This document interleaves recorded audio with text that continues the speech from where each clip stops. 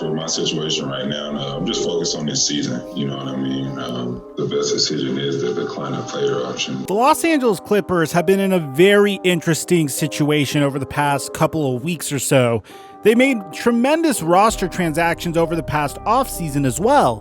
But the one player that they haven't really been able to get any progress with is a player that they consider to be their franchise cornerstone. So what's going on, guys? Your boy Mike here, and this is our second video of today. Before we get to the content, I just wanted to let you guys know we're giving away a PlayStation 5 to someone that's subscribed and turn on our notifications for this channel. Whether you're an old subscriber or a brand new subscriber, so long as you subscribed and turned on our notifications, you will enter for a chance to win a PlayStation 5. Now that we got all that out of the way, cue the intro.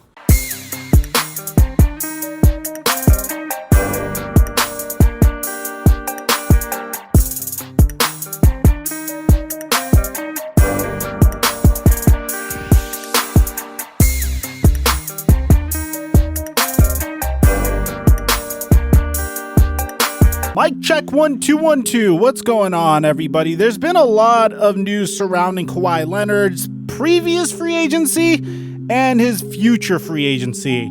And the main reason has to do with the pattern that the Los Angeles Clippers took in building their roster over the past offseason. You see, the Los Angeles Clippers didn't stagnate at all after blowing a 3-1 series lead to the Denver Nuggets in the Western Conference semifinals. As a matter of fact, immediately after, Doc Rivers was fired, Ty Lue was promoted. In the offseason, not only did they reaffirm their commitment to Paul George, but they began by getting Kawhi Leonard the help he needed. They acquired more shooting by trading for Luke Kennard. Today, they extended Luke Kennard. They moved on from Montrezl Harrell, who wasn't getting along with Paul George, and they decided to bring in a huge staple in Kawhi Leonard's previous championship run and sign Serge Ibaka to a 2-year, $19 million contract. But here's the thing, the Clippers essentially doubled down on their core when they announced that they signed Paul George to a 4-year, $190 million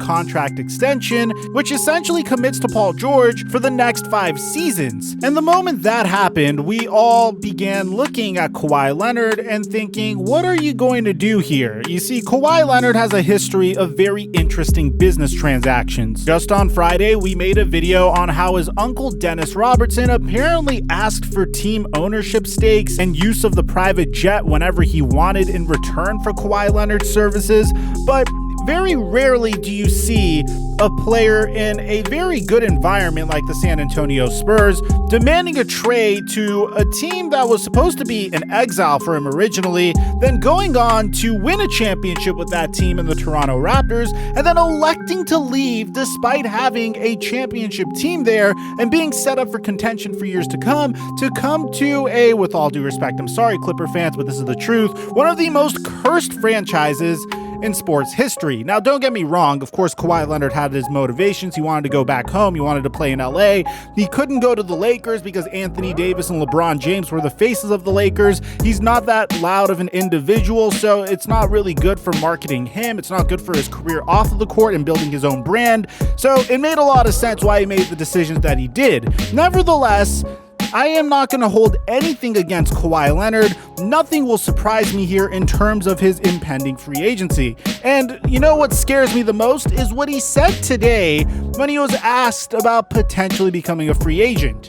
In an offseason that saw the Los Angeles Clippers sign Luke Kennard to a 4-year, $64 million contract extension, Marcus Morris to the same exact contract extension, Paul George to a huge extension, we were all waiting to see if Kawhi Leonard was going to sign. Well, he came out here and said this about his potential free agency this year because he could opt out of his player option this offseason and sign with another team if he decides to do so. For my situation right now, I'm just focused on this season. You know what I mean? I'm not saying I'm going anywhere else or staying here, but I'm just focused on the season. And, you know, obviously for, if I stay healthy, the best decision is the decline of player option, but that doesn't mean I'm leaving or staying. I'm focused on the season, like I said. We'll talk about that when the time is right. Next question. Saying I'm just focused on this season, not saying I'm going anywhere else or staying here. The best decision is to decline my player option, but that doesn't mean I'm leaving or staying.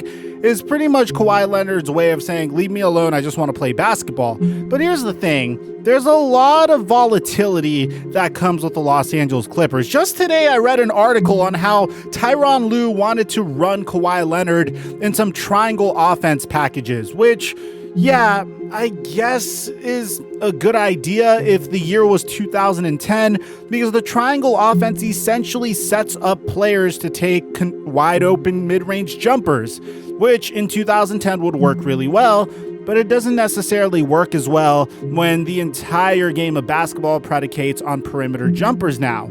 So let's dive into this real quick. Why didn't Kawhi Leonard sign an extension? Well, schematically, he couldn't sign an extension to begin with. You see, the Clippers traded for Paul George, and Paul George was on the third year of the contract he originally signed with the Oklahoma City Thunder, which allowed the Los Angeles Clippers to sign him to a contract extension. Whereas the Los Angeles Clippers signed Kawhi Leonard outright in last year's free agency period.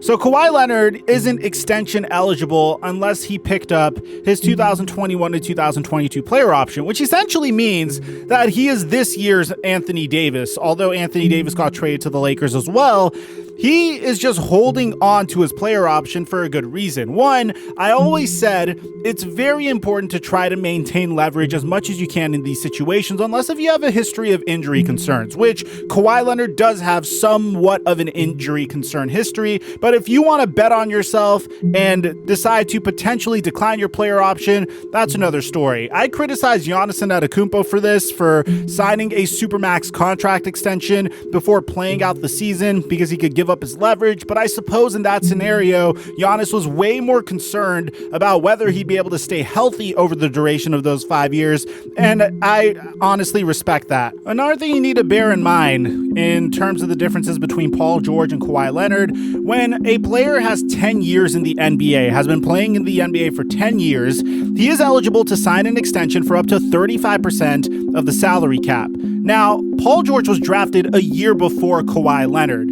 So because Kawhi Leonard is in year 9 out of 10 since he's been in the NBA, and Paul George was in year 10 out of 10 since he's been in the NBA, no matter what, you can expect Kawhi Leonard to decline his player option with the Los Angeles Clippers this year, whether he decides to return to the Los Angeles Clippers or not. This is just so he can make more money, and that way he could sign a deal that could be worth up to $39.3 million next season. Based on that 35% of the cap benchmark, it wouldn't really make much financial sense for Kawhi Leonard to opt into his 2021 player option from a financial standpoint. That's more of an insurance policy in case he sustains like some freak injury or just completely regresses this season. If you ask me and you want my personal opinion as to what's going to happen to Kawhi Leonard, I think that's exactly what's going to happen. He's going to opt out of his player option. It's a surefire thing in my opinion, very similar to what happened with Anthony Davis. He's going to sign with the Clippers this offseason, and if you look at it from